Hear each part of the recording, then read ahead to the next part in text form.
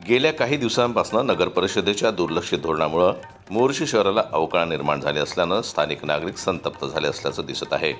असरानी लेआउटमध्ये असलेल्या गार्डनमध्ये प्रचंड प्रमाणात कचरा साचून परिसरात राहणाऱ्या नागरिकांना साप, विंचू अशा विषारी कीटकांपासून भीतीच्या सावटात वापरावा लागत आहे।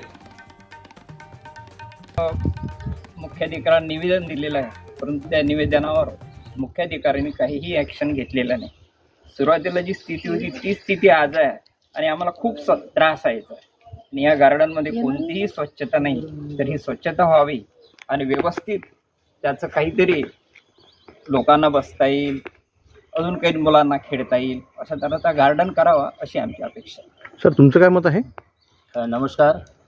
तर आमच्या असरानी लेआउटमध्ये हे जे गार्डन आहे, तर या गार्डनमध्ये कोणत्याच सोयी नाही। आम्ही निवेदनसुद्धा दिलेलं आहे आणि याच्या अगोदर कोंडेसाहेब येऊन गेले, त्यांनासुद्धा आम्ही निवेदन दिलेलं आहे। तर तेव्हापासून आमच्या इथे काहीच सोयी आहे नाही, कारण या ठिकाणी गार्डन या झाडं जे आहे झाडं खूप वाढलेले आहे आणि त्या झाडावर बंदरं वगैरे येतात आणि घरामध्ये वाळण वगैरे बाया घालतात, तर ते येऊन खाऊन जातात आणि डुकराचा बंदोबस्त पाहिजे। डुकरं खूप येतात या ठिकाणी आणि झाडं पूर्ण छाटावं लागते ते वरून, आणि या ठिकाणी डेव्हलप काहीच नाही। विद्यार्थ्यांसाठी खेळासाठी, बसण्यासाठी आणि वृद्धांसाठी बेंच वगैरे पाहिजे, त्या सर्व सोयी या ठिकाणी करून द्याव्या। आम्ही निवेदनसुद्धा दिलेलं आहे।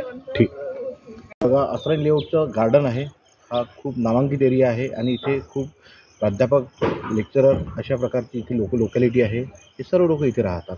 आपण बघू शकता इथलं गार्डनची अवस्था काय बनवून ठेवलेली आहे। हे नगरपालिकेचं गार्डन आहे, जिथे आपण उभा आहोत।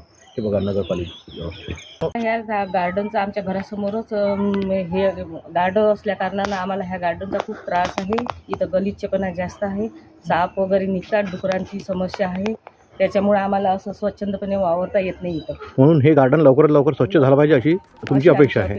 Okay, thank you.